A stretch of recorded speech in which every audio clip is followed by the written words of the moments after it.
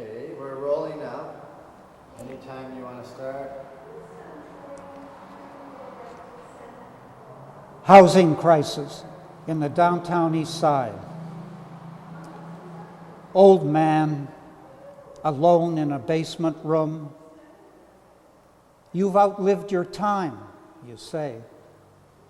You hope that maybe sleep will come to end your loneliness. It wasn't always so. You traveled in our country coast to coast and built the bridges crossing wild rivers. You sweated as a miner, and like a meteor, you came to town shaken by the bleakness of the northern camps. You found an old-time boarding house near Main and Hastings and lived with friends until that cunning pack of money makers destroyed your home, not caring where you went. A few just died and solved the housing problem in that way. Some left town. You wandered to a basement room, alone. I greet you, friend, and wait to hear the stories you have lived. Tell me our heritage that is not found in school books. Tell me of those who really built this country. Okay. Do you want to be careful when you're walking? Yeah. But Oh. 1985. The event, everything I do is true. The thing happened before that, but I wrote it about 1985. Okay.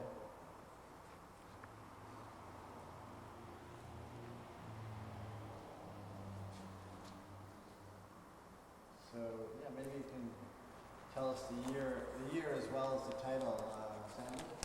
Oh, okay. Just so people know when you just. All right.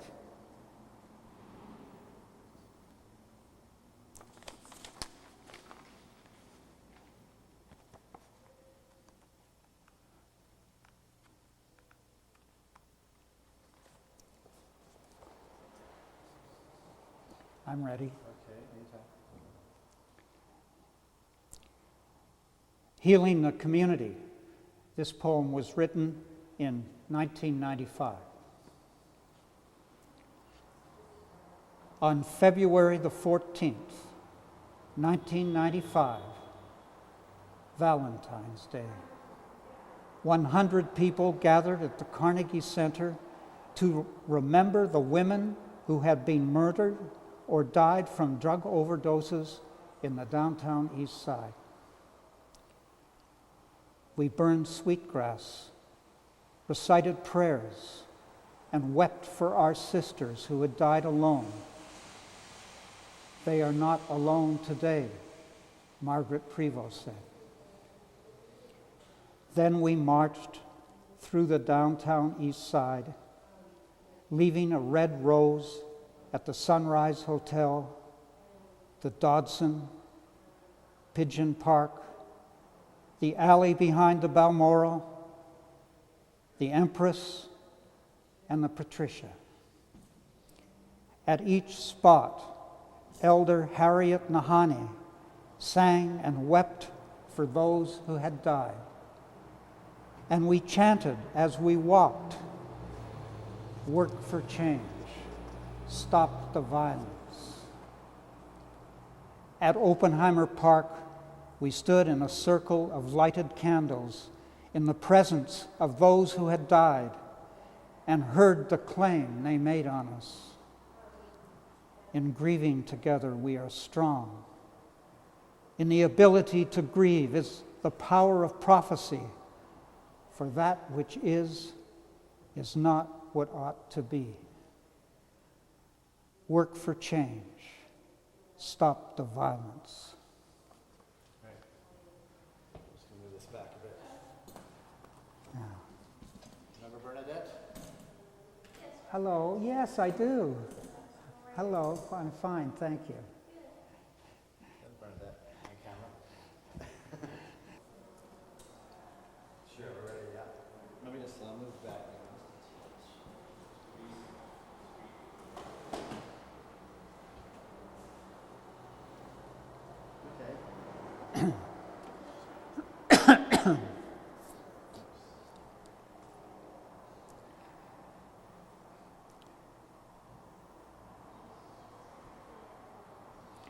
The Oppenheimer Park Totem Pole, written in 1998.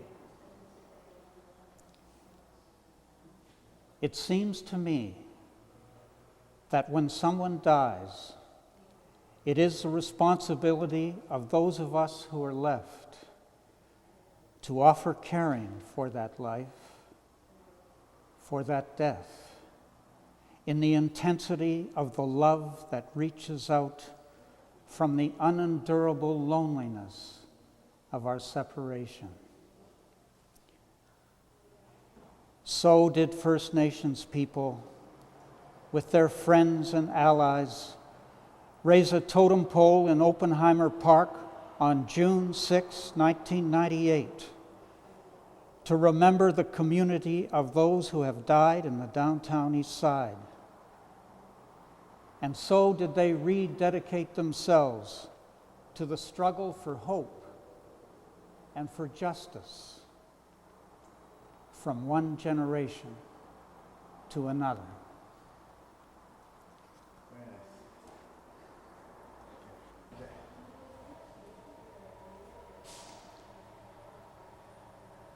Okay. Endangered Species, written in 1997.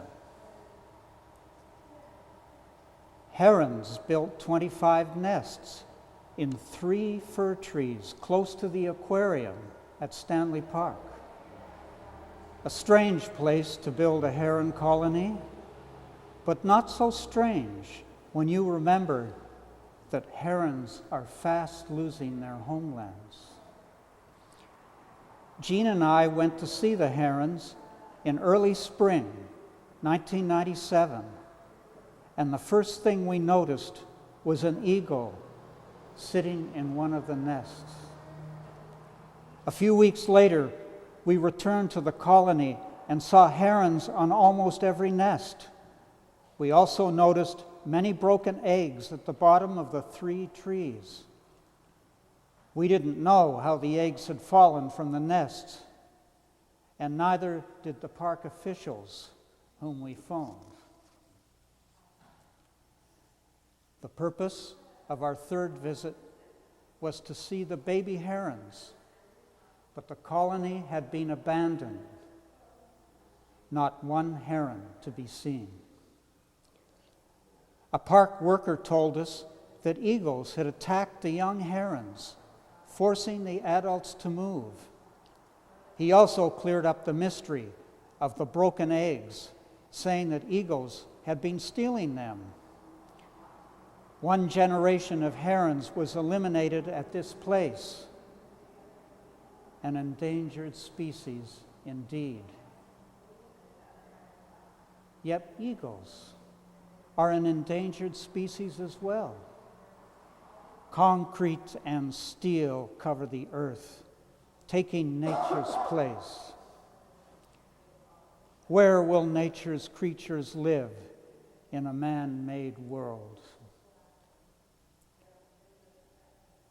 The downtown East Side, Vancouver's oldest neighborhood, is under siege as those with much push out those with little.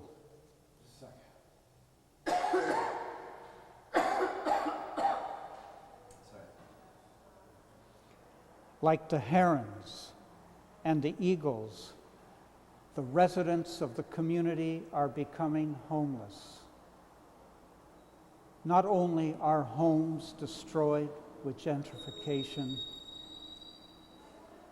a circle of friends is destroyed, a neighborhood, a small world in itself, a world that people who are dispossessed cannot hope to rebuild. Citizens become refugees in their own land. They too are an endangered species. Very nice. I got one here. If you're waiting for Godot, go to Oppenheimer Park. Something. That sounds good. Oh yeah, I've heard of that one. Yeah, that's good. Shall we do it? Yeah, let's do it. It's a longer one. A little bit longer, not too long.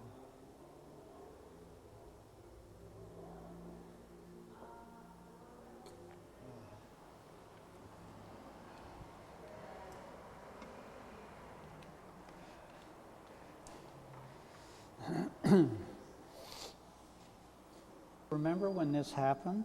Sorry, let's start again. Yeah, I was just Okay. talking. Which, They did a play. They did part of a scene from Sam Beckett's Waiting for Godot in Oppenheimer Park. no, I don't know Yeah, that. that was in 1998. So I'm standing behind the camera intentionally, so you'll talk to the camera, Yeah, okay? all right, okay. As if you're talking to one Well, I don't mean those little asides really to be on. I'm not thinking that you're recording those. That's, Okay. yeah. But now I'm standing behind the camera. These sides are good though.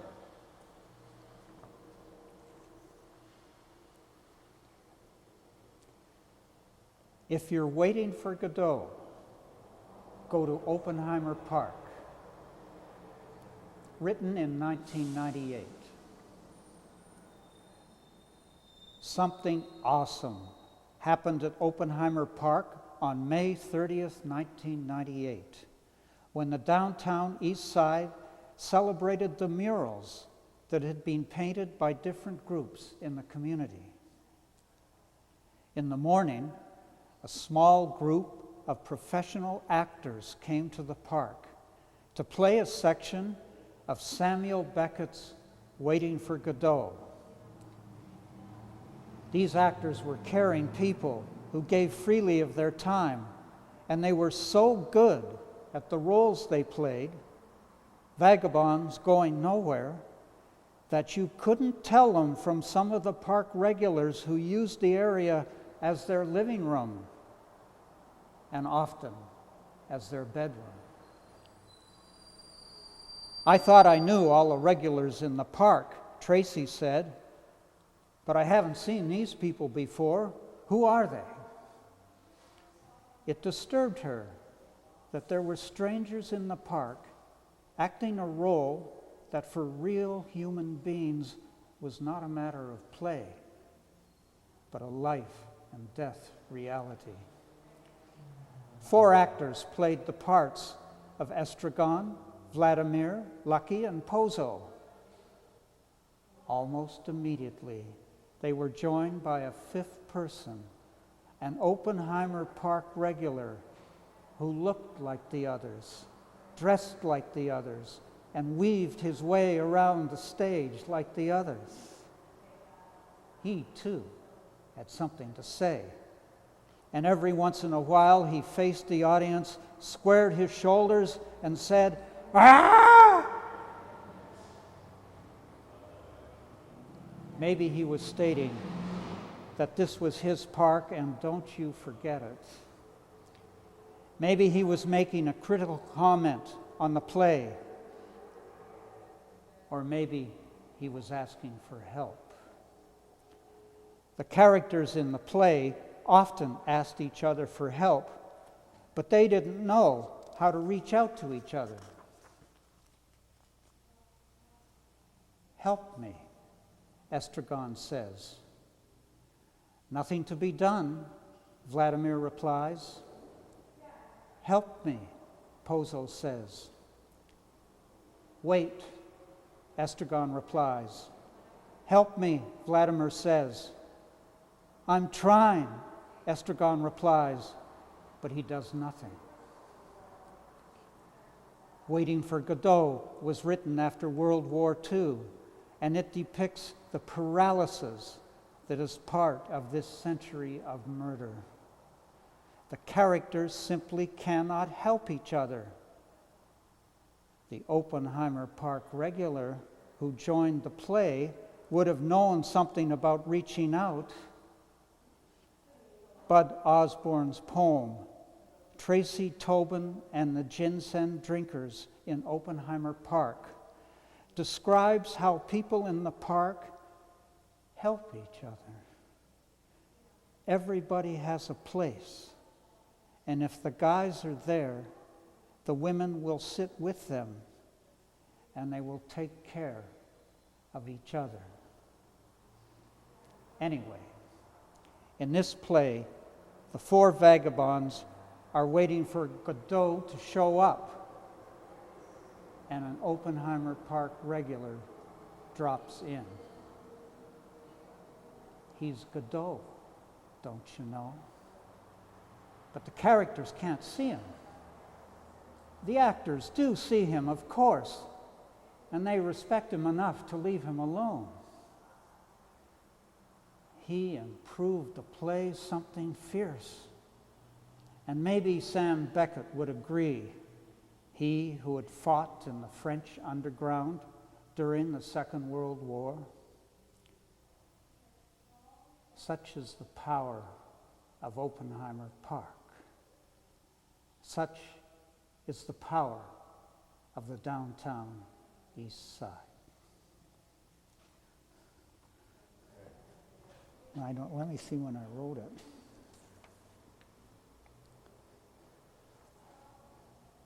That's the most recent? It was fairly, not the most recent, but fairly recent. I think about 2002. Okay. Okay.